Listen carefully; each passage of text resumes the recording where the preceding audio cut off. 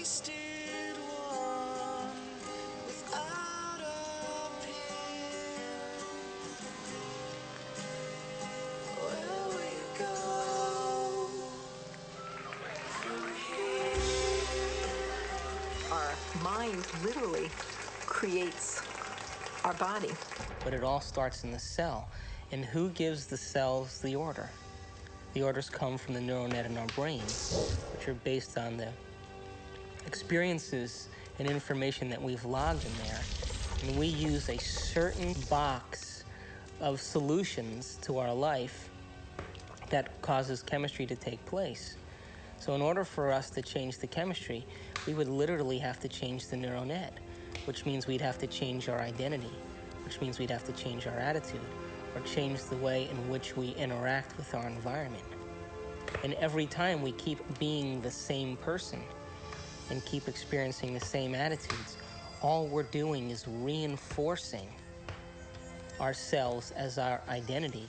I once did a little gig in a woman's prison they're all heroin addicts, and by teaching them that they have receptors for the heroin, and that the more heroin that they take, their ability to make their own internal endorphins, their own internal heroin, basically starts to decline.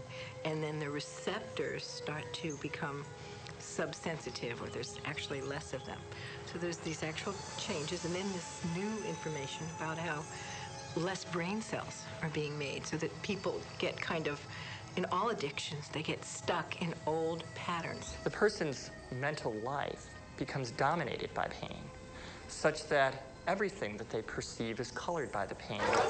And sometimes every way that they react and everything that they do becomes all about their pain.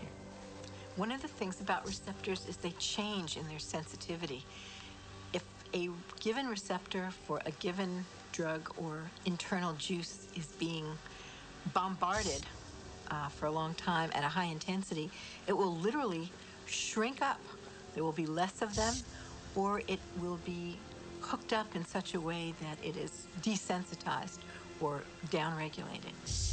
So the same amount of drug or internal juice will elicit a much smaller response.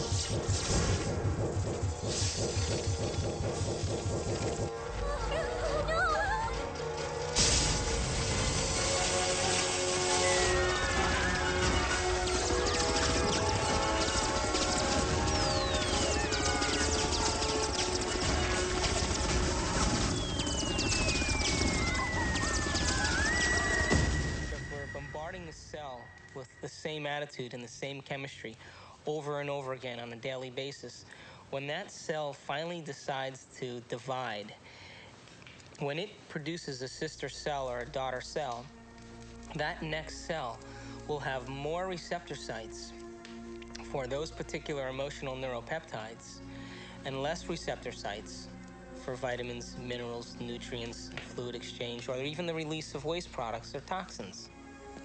Now, all aging is a result of improper protein production. What happens when we age? Our skin loses elasticity. Well, elastin is a protein. What happens to our enzymes? We don't digest as well. What happens to our synovial fluid? Those are proteins. They become brittle and stiff. What happens to our bones? They become thin. So all aging is a result of improper protein production. So then the question arises, does it really matter what we eat? And does nutrition really have an effect if the cell doesn't even have the receptor sites after 20 years of emotional abuse to even receive or let in the nutrients that are necessary for its health?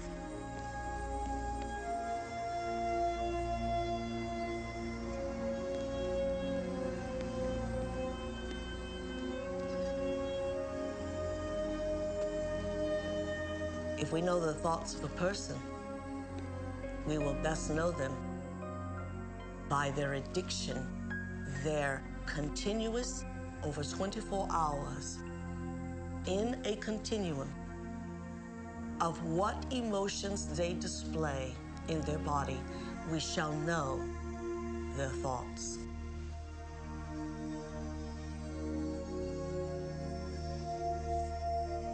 I hate you.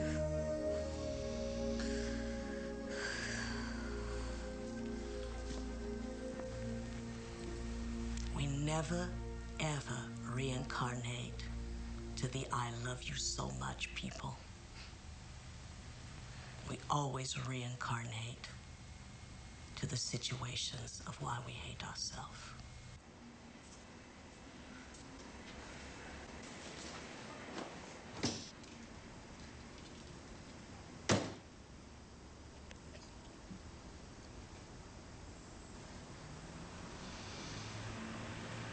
I hate you.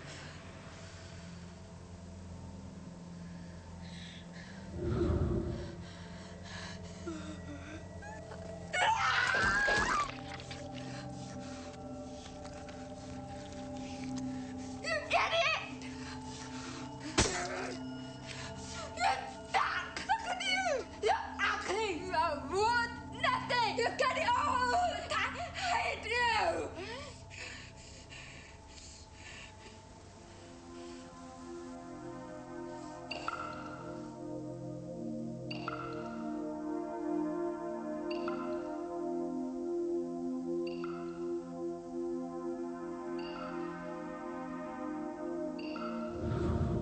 It makes you wonder, doesn't it?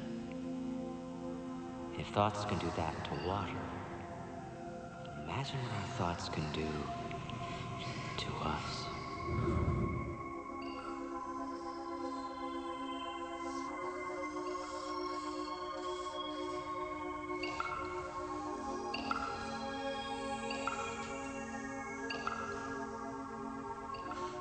No one has ever came along and ever given you sufficient, intelligent knowledge about your beautiful self, how you work from the inside out. Why do you have addictions? Because you have nothing better. You have dreamt of nothing better because no one has ever taught you how to dream better.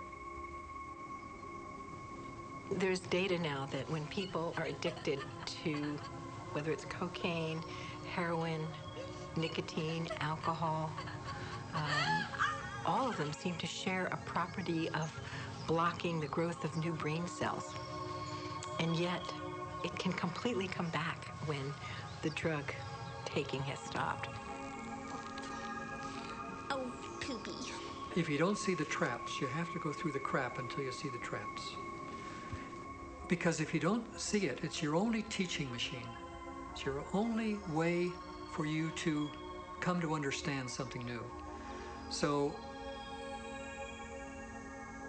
the universe brings these things to your door, and there is learning in them for you if you are willing to reflect upon them and think beyond the rigid mindset.